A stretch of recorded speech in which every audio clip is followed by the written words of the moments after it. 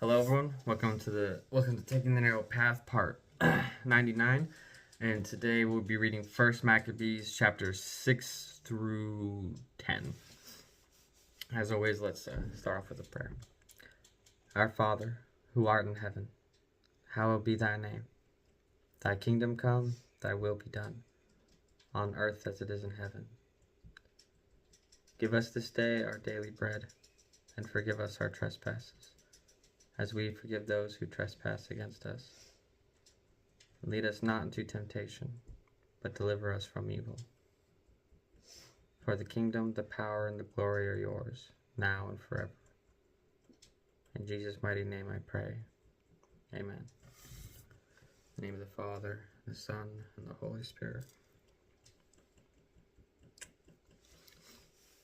Let's get started. 1 Maccabees chapter 6. The last days of Antiochus Epiphanes. King Antiochus was going through the upper provinces when he heard that Elymas in Persia was a city famed for its wealth in silver and gold. Its temple was very rich, containing golden shields, breastplates, and weapons left there by Alexander, son of Philip, the Macedonian king who first reigned over the Greeks.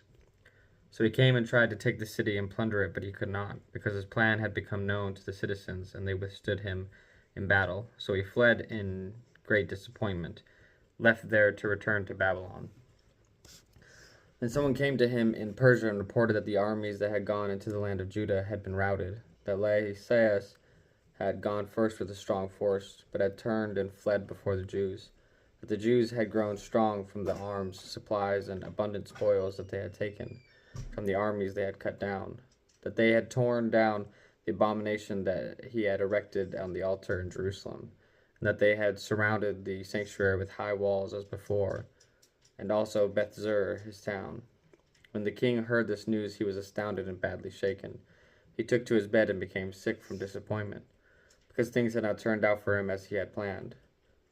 He lay there for many days because deep disappointment continually gripped him, and he realized that he was dying. So he called his friends and said to them, "Sleep has departed from my eyes, and I am downhearted with worry.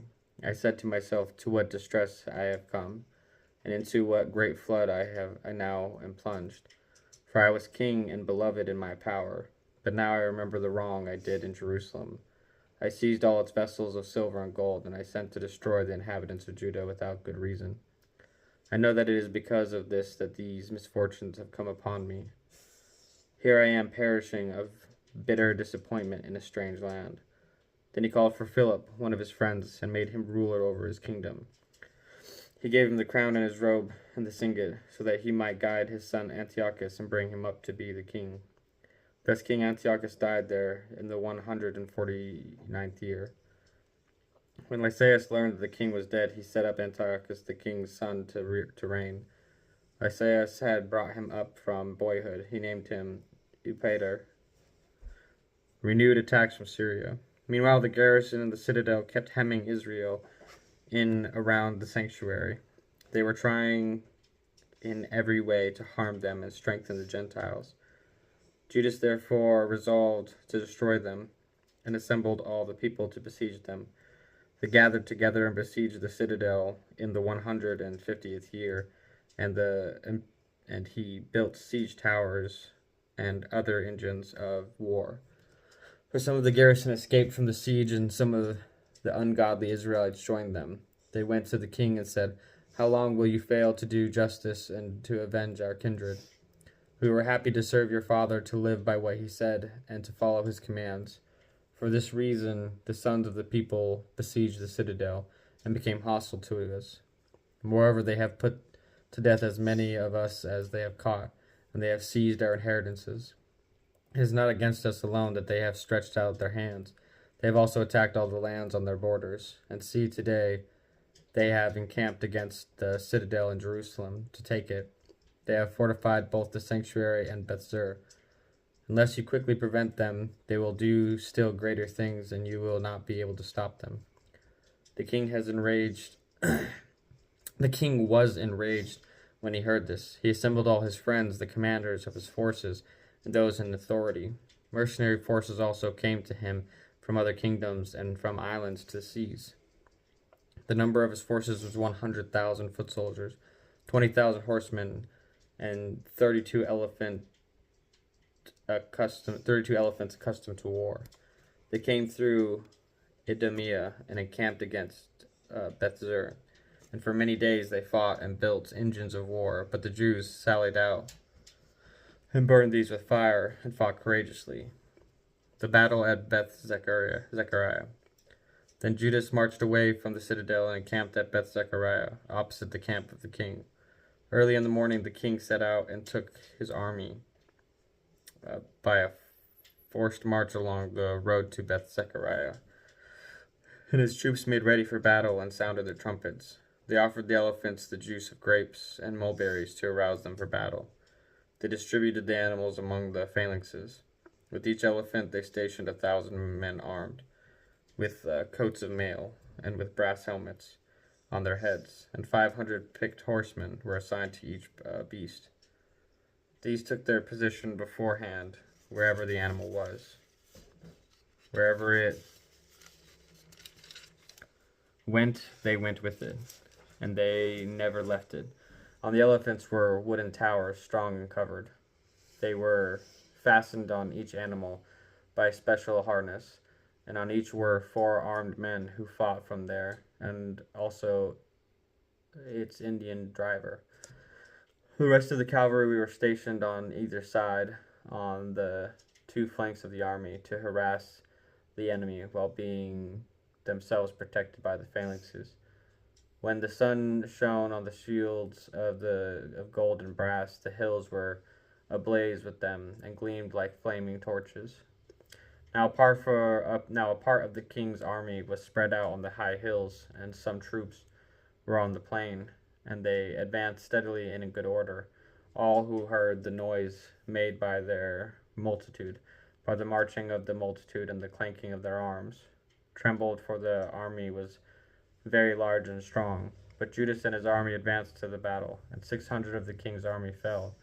Now Eliezer, called Avaran, saw that one of the animals was equipped with royal armor. It was taller than all the others, and he supposed that the king was on it.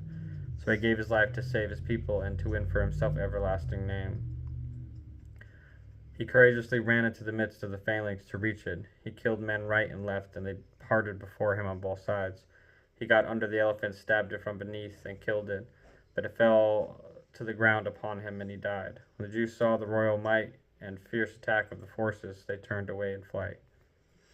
The siege of the temple. The soldiers of the king's army went up to Jerusalem against them, and the king encamped in Judea and at Mount Zion.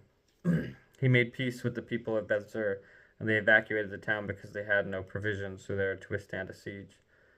Since it was a sabbatical year for the land, so the king took Bethzer and stationed a guard there to hold it. Then he encamped before the sanctuary for many days. He set up siege towers, engines of war to throw fire and stones, machines to shoot arrows and catapults. The Jews also made engines of war to match theirs and fought for many days. But they had no food and storage because it was the 7th year. Those who had found safety in Judea from the Gentiles had consumed the last of the stores. Only a few men were left in the sanctuary. The rest scattered to their own homes, for the famine proved too much for them. Syria offers terms. Then Lysias heard that Philip, whom King Antiochus, while still living, had appointed to bring up his son Antiochus to be king, had returned from Persia and Media with the forces that had gone with the king, and that he was trying to seize control of the government. So he quickly gave orders to withdraw and said to the king, to the commanders of the forces, to the troops, "Daily we grow weaker, our food supply is scant. The place against which we are fighting is strong, and the affairs of the kingdom press urgently on us.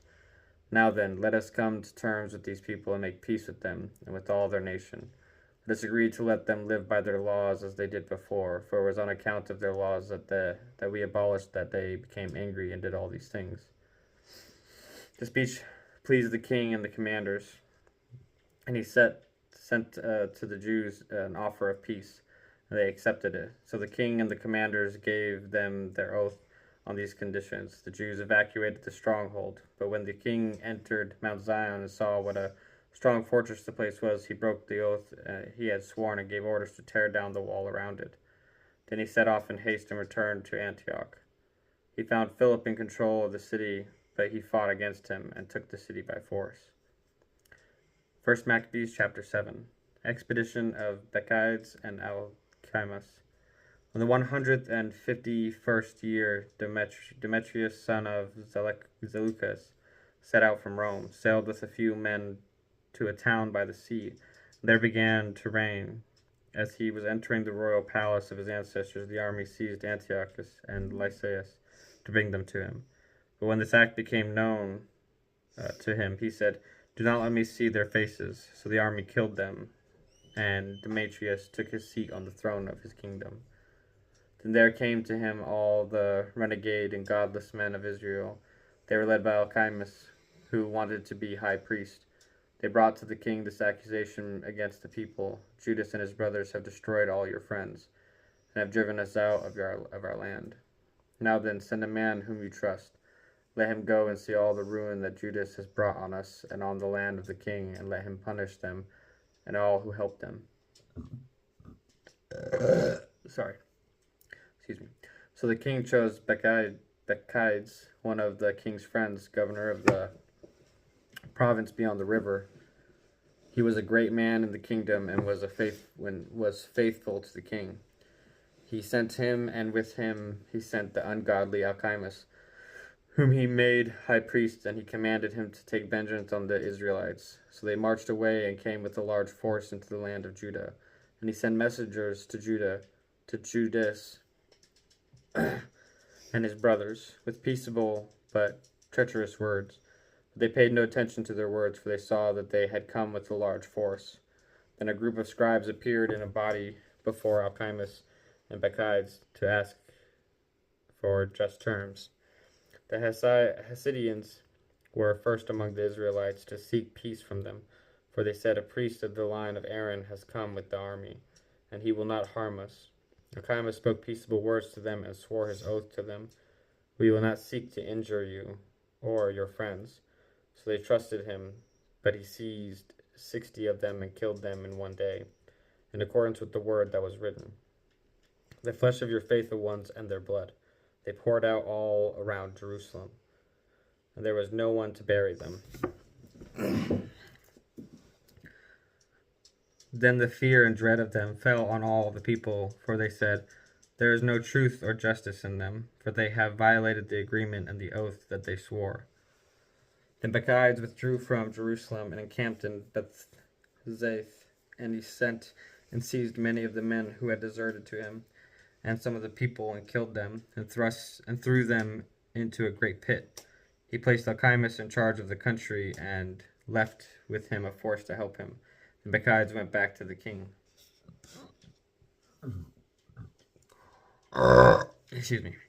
Alcimus struggled to maintain his high priesthood, and all who were troubling their people joined him.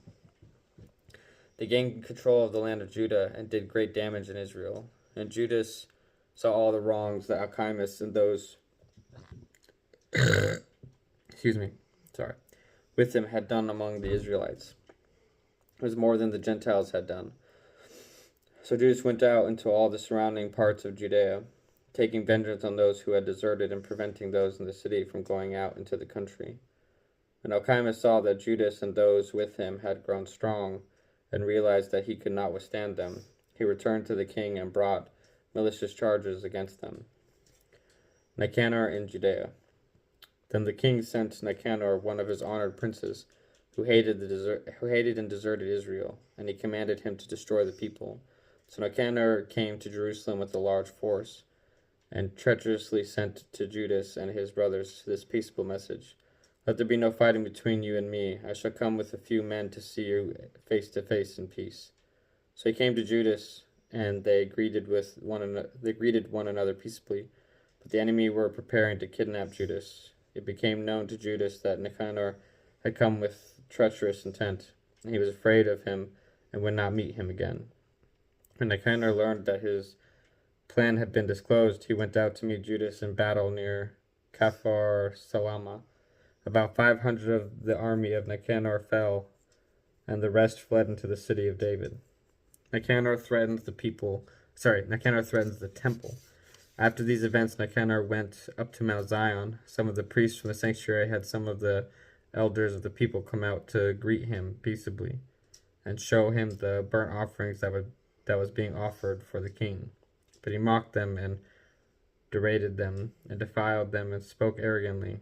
And in anger he swore this oath: "Unless Judas and his army are delivered into my hands this time, then if I return safely, I will burn up this house." And he went out in great anger. At this the priests went in and stood before the altar and the temple. They wept and said, "You chose this house to be called by your name, and to be for your people a house of prayer and supplication. Take vengeance on this man and on his army, and let them fall by the sword. Remember their blasphemies, and let them live no longer." The death of Nicanor. Now Nicanor went out from Jerusalem and encamped in Bethhoron, and the Syrian army joined him. Judas encamped in Edessa with 3,000 men. Then Judas prayed and said, "When the messengers from the king spoke blasphemy, your angel went out and struck down 185,000 of the Assyrians. So also crush this army before us today. Let the rest learn that Nicanor has spoken wickedly against the sanctuary, and judge him according to this wickedness." So the armies met in battle on the 13th day of the month of Adar. The army of Nicanor was crushed, and he himself was the first to fall in the battle. When his army saw that Nicanor had fallen, they threw down their arms and fled.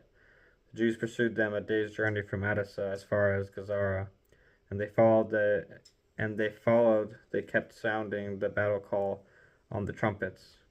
People came out of all the surrounding villages of Judea, and they outflanked the enemy and drove them back to their pursuers, so that they all fell by the sword. Not even one of them was left. Then the Jews seized the spoils and the plunder. They cut off Nicanor's head and the right hand that he had so arrogantly stretched out, and brought them and displayed them just outside Jerusalem. The people rejoiced greatly and celebrated that day as a day of great gladness. They decreed that this day should be celebrated each year on the 13th day of Adar. So the land of Judah had rest for a few days. 1 Maccabees chapter 8, a eulogy of the Romans. Now Judas heard of the fame of the Romans, and that they were very strong and were well disposed towards all who had made an alliance with them, that they pledged friendship to those who had came to them, and that they were very strong. He had been told of their wars and of their brave deeds, and that they were doing among the Gauls, how they had defeated them and forced them to pay tribute, and what they had done in the land of Spain to get control of the silver and gold mines there, and how they had gained control of the whole region by their planning and patience, even though the place was far distant from them. They also subdued the kings who came against them from the ends of the earth, until they crushed them and inflicted great disasters on them. The rest paid them tribute every year. They had crushed in battle and conquered Philip and King Perseus of the Macedonians, and the others who rose up against them. They also had defeated Antiochus the Great, king of Asia, who went to fight against them with 120 elephants, and with cavalry and chariots and a very large army. He was crushed by them. They took him alive and decreed that he and those who would reign after him should pay a heavy tribute and give hostages and surrender some of their best provinces, the countries of India, Media, and Lydia. They took from him and gave to King Eumenes. The Greeks planned to come and destroy them, but this became known to them, and they sent a general against the Greeks and attacked them. Many of them were wounded and fell, and the Romans took captive their wives and children. They plundered them, conquered the land, tore down their strongholds, and enslaved them to this day. The remaining kingdoms and islands, as many as ever opposed them, they destroyed and enslaved, but with their friends and those who rely on them, they have kept friendship. They have subdued kings far and near, and as many as have heard of their fame have feared them. Those whom they wish to help and to make kings, they make kings, and those whom they wish they depose. They have been greatly exalted. Yet for all this not one of them has put on a crown or worn purple as a mark of pride. But they have built for themselves a senate chamber, and every day 320 senators constantly deliberate concerning the people, to govern them well. They trust one man each year to rule over them and to control all their land. They all heed the one man, and there is no envy or jealousy among them. An alliance with Rome. So Judas chose Eupolemus, son of John, son of Achas, and Jason, son of Eleazar, and sent them to Rome to establish friendship and alliance, and to free themselves from the yoke. And they saw that the kingdom of the Greeks was enslaving Israel completely. They went to Rome a very long journey, and they entered the Senate chamber and spoke as follows: Judas, who is also called Maccabees, and his brothers and the people of the Jews have sent us to you to establish alliance and peace with you, so that we may be enrolled as your allies and friends. The proposal pleased them, and this is a copy of the letter that they wrote in reply on bronze tablets, and sent to Jerusalem to remain with them there as a memorial of peace and alliance. May all go well with the Romans and with the nation of the Jews at sea and on land forever, and may sword and enemy be far from them. If war comes first to Rome or to any of their allies in all their dominion, the nation of the Jews shall act as their allies wholeheartedly, as the occasion may indicate to them. To the enemy that makes war they shall not give or supply grain, army, money, or ships, just as Rome has decided, and they shall keep their obligations without receiving any return. In the same way, if war comes first to the nation of the Jews, the Romans shall willingly act as their allies, as the occasion may indicate to them, and their enemies shall not be given grain, arms, money, or ships, just as Rome has decided, and they shall keep these obligations and do so without deceit. Thus on these terms the Romans make a treaty with the Jewish people. If after these terms are in effect, both parties shall determine to add or delete anything, they shall do so at their discretion, and any addition or deletion that they make shall be valid.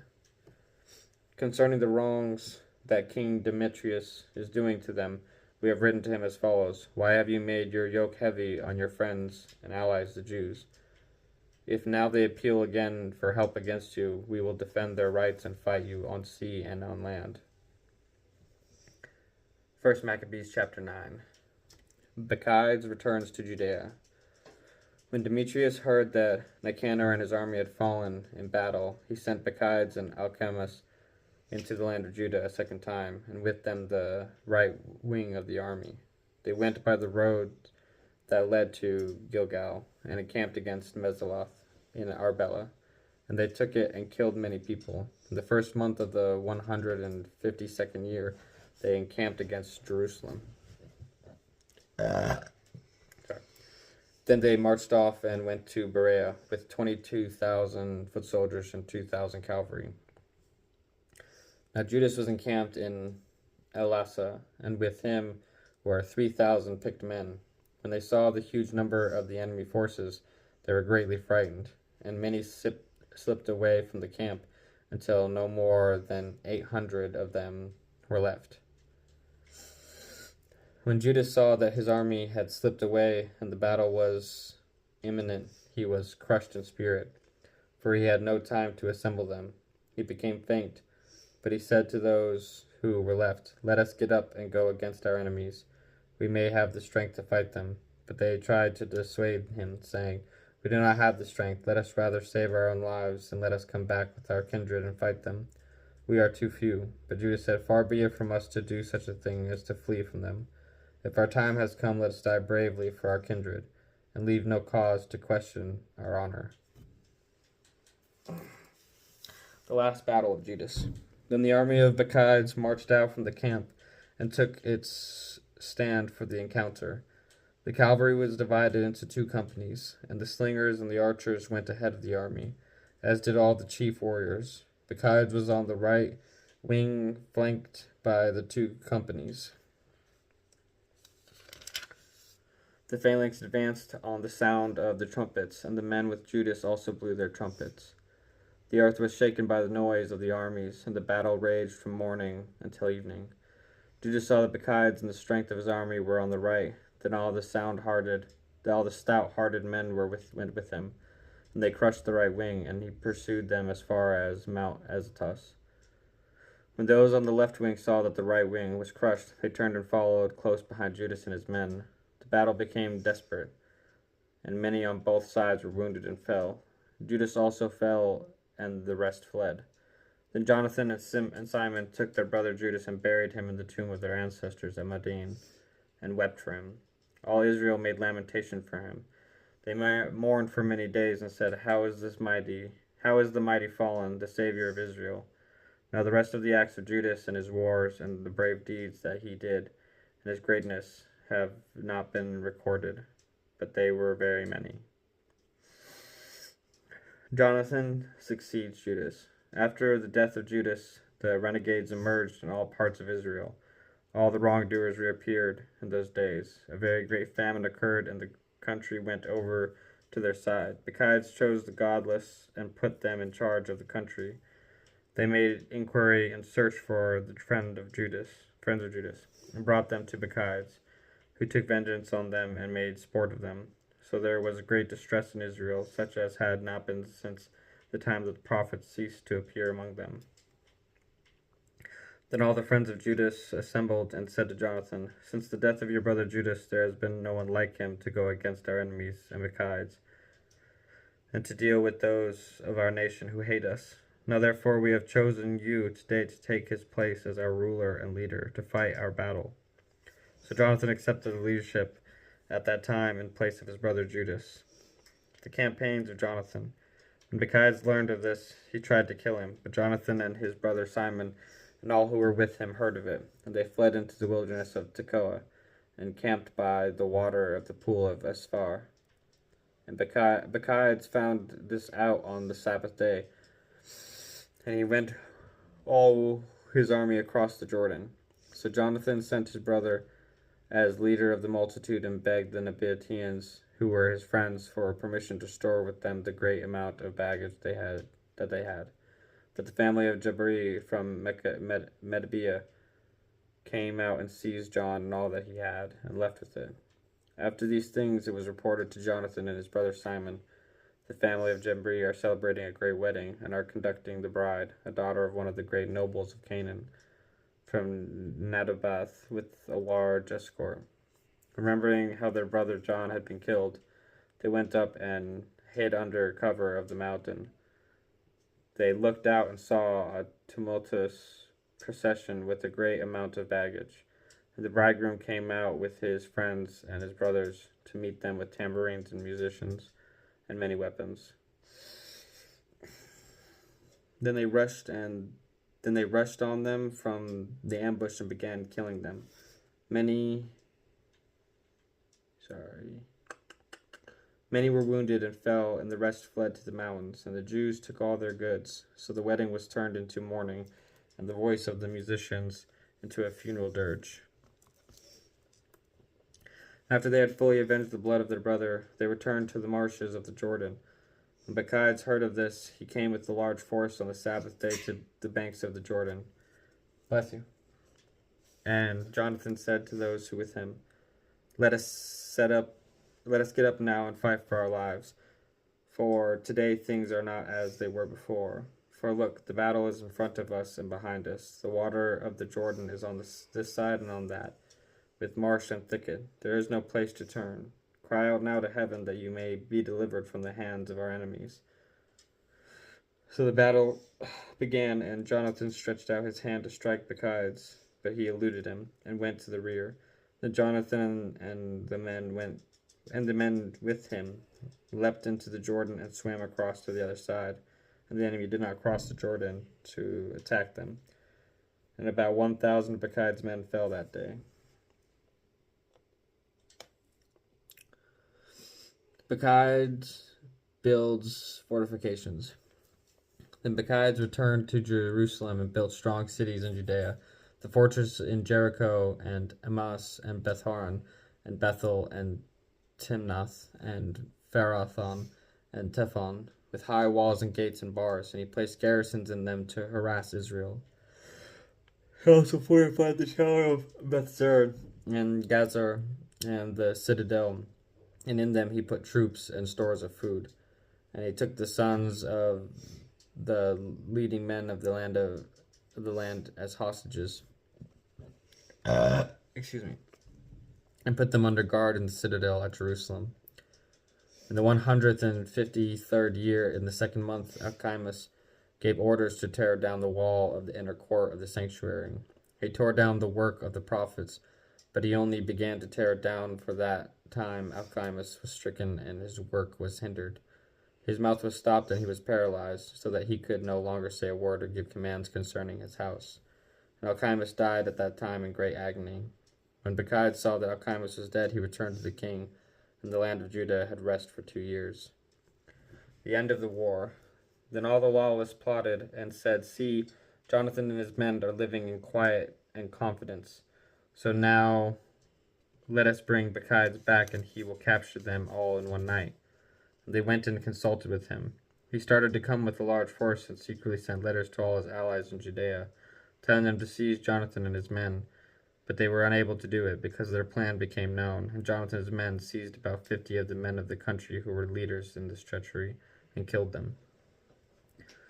Then Jonathan with his men and Simon withdrew to Bethbazai in the wilderness. He rebuilt the parts of it that had been demolished, and they fortified it.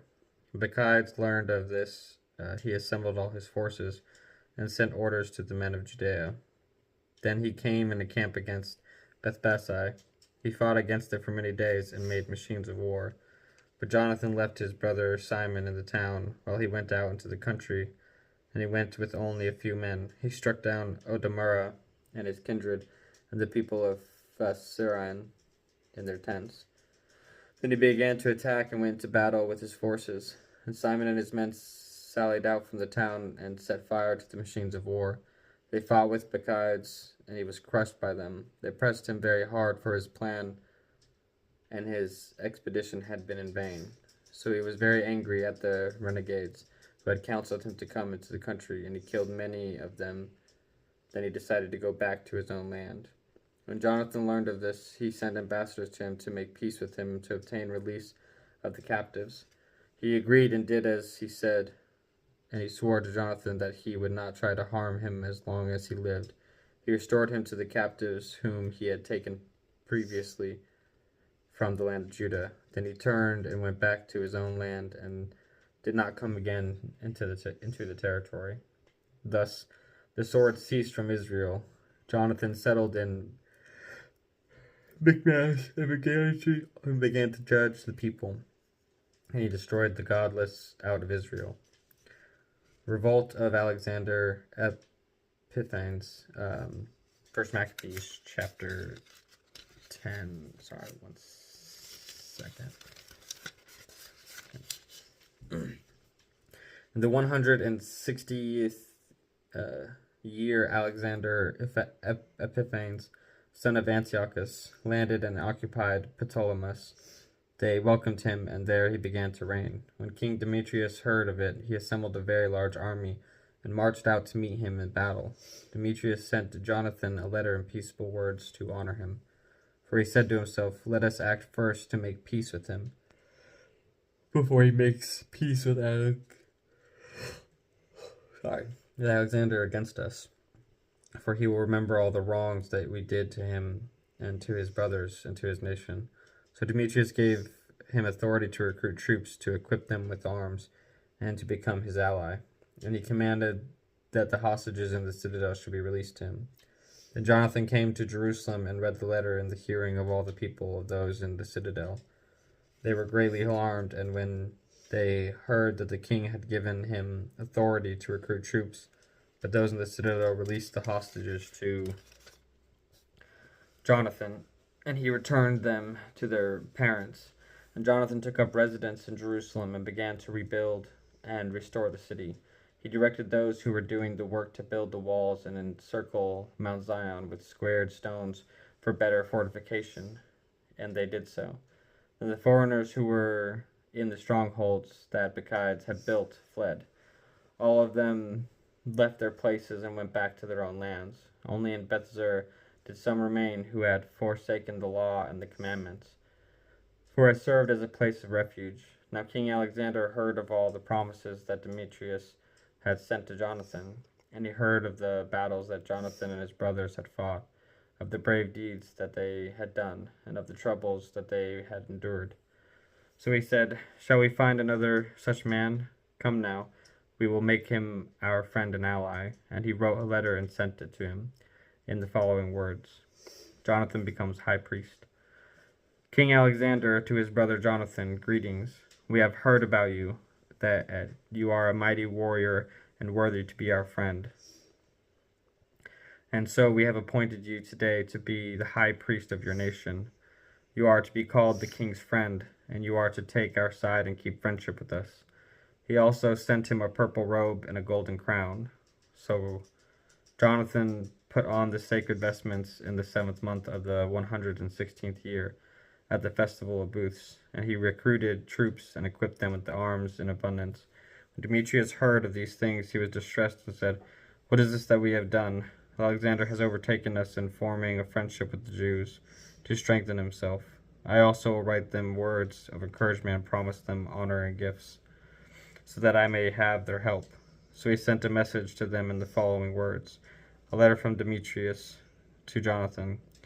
King Demetrius, to the nation of the Jews, greetings. Since you have kept your agreement with us and have continued your friendship with us and have not sided with our enemies, we have heard of it and rejoiced. Now continue to keep faith with us, and we will repay you with good for what you do for us. We will grant you many immunities and give you gifts. I now free you and exempt all the Jews from payment of tribute and salt tax and crown levies, and instead of collecting the third of the grain and then half of the fruit of the trees that I should receive, I release them from this day, and henceforth I will not collect them from the land of Judah, or from the 3 districts added to it from Samaria and Galilee, from this day and for all time.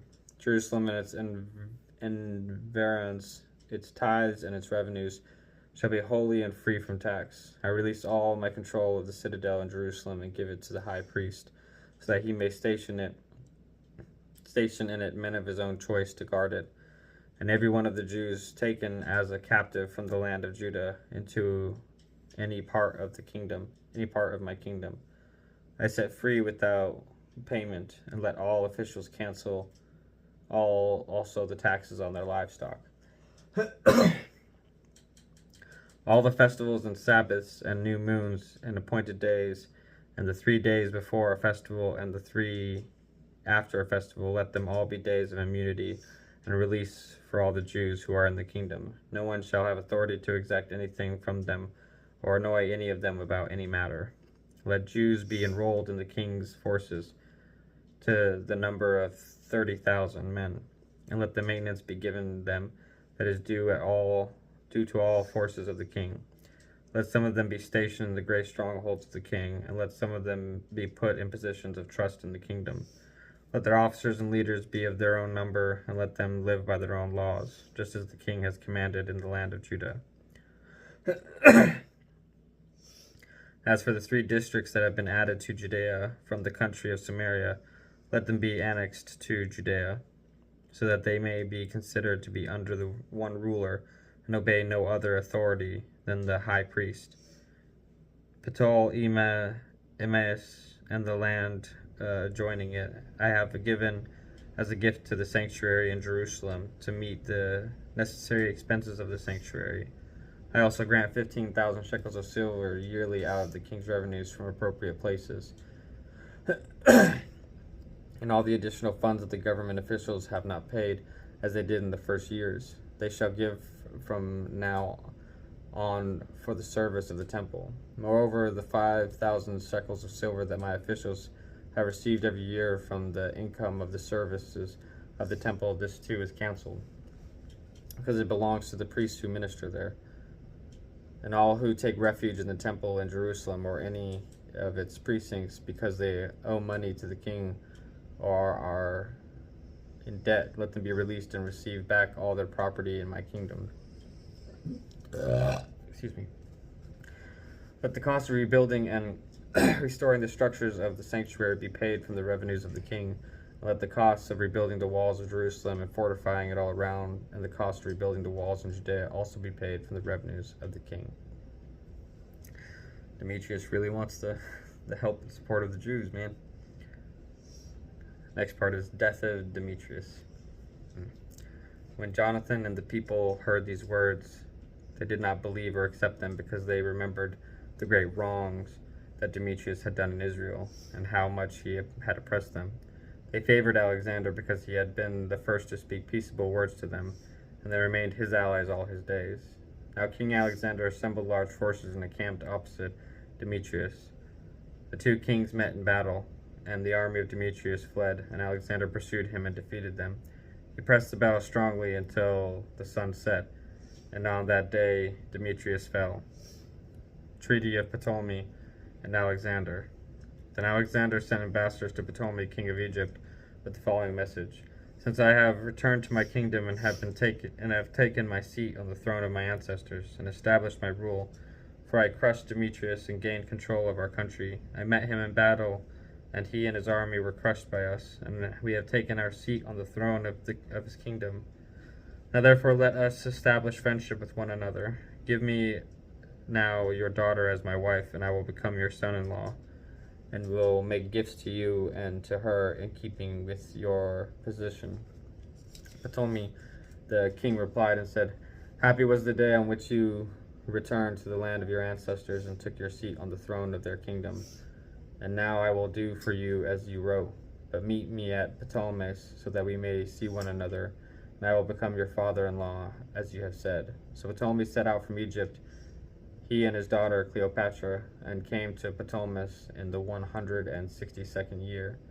King Alexander met him, and Ptolemy gave him his daughter Cleopatra in marriage, and celebrated her wedding at Ptolemais with great pomp, as kings do. Then King Alexander wrote to Jonathan to come and meet him. So he went with pomp to Ptolemais and met the two kings. He gave them and their friends silver and gold and many gifts, and found favor with them. A group of malcontents from Israel, renegades, gathered together against him to accuse him, but the king paid no attention to them. The king gave orders to take off Jonathan's garments and to clothe him in purple, and they did so. The king also seated him at his side, and he said to his officers, Go out with him into the middle of the city, and proclaim that no one is to bring charges against him about any matter, and let no one annoy him for any reason. When accusers saw the honor that was paid him, in accordance with the proclamation, and saw him clothed in purple, they all fled. Thus the king honored him and enrolled him among his chief friends, and made him general and governor of the province. And Jonathan returned to Jerusalem in peace and gladness. Apollonius is defeated by Jonathan. In the 165th year, Demetrius, son of Demetrius, came from Crete to the land of his ancestors. When King Alexander heard of it, he was greatly distressed and returned to Antioch. And Demetrius appointed Apollonius the governor of Coelesyria, and he assembled a large force and encamped against Jamnia. Then he sent the following message to the high priest Jonathan: You are the only one to rise up against us, and I have fallen into ridicule and disgrace because of you. Why do you assume authority against us in the hill country? If you now have confidence in your forces, come down to the plain to meet us. Let us match strength with each other there. For I have with me the power of the cities. Ask and learn who I am and who the others are that are helping us. People will tell you that you cannot stand before us, for your ancestors were twice put to the flight in their own land. And now you will not be able to withstand my cavalry as such an army in the plain, where there is no stone or pebble or place to flee. When Jonathan heard the words of Apollonius, his spirit was aroused. He chose 10,000 men and set out from Jerusalem, and his brother Simon met him to help him.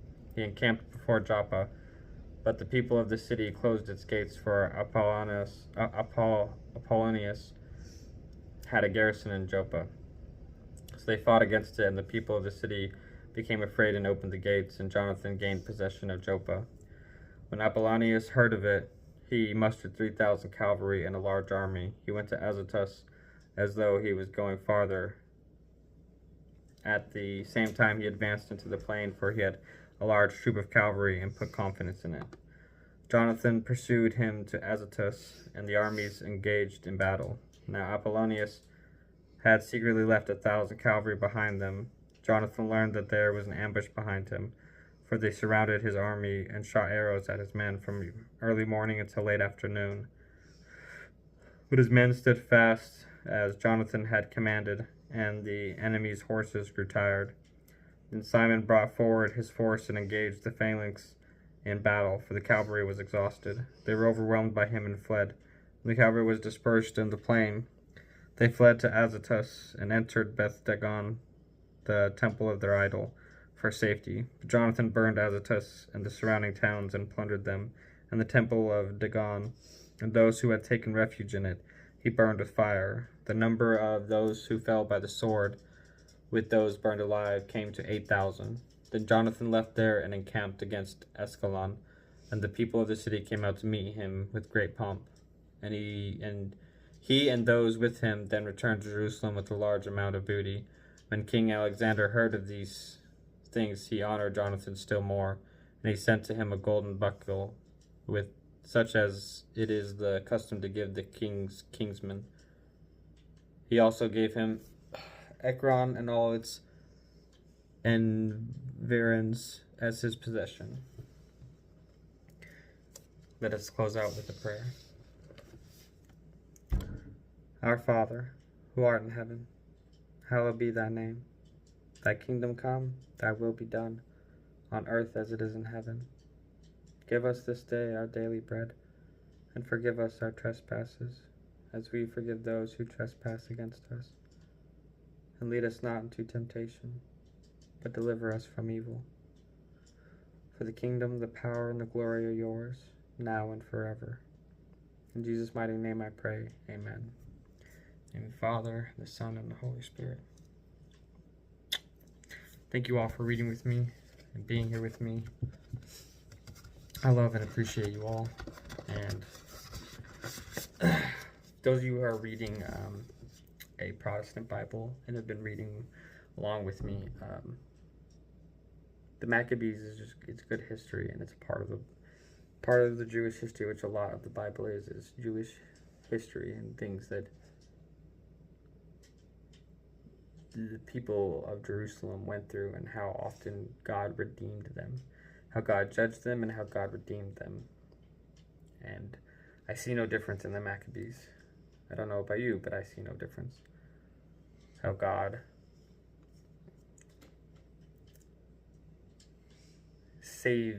delivers the enemies into the people of Jerusalem, the Israelites' hands. So, not to mention all of this is also in the Septuagint, which is the Jewish historical writing, not just Jewish. There's Jewish biblical writings, but it's a good read either way, whether you are Protestant, Catholic, Ethiopian, Orthodoxy Church, Jewish, Muslim, doesn't matter. It's a good read. I hope you all have a blessed day and a blessed night. And until next time, love you guys. Bye.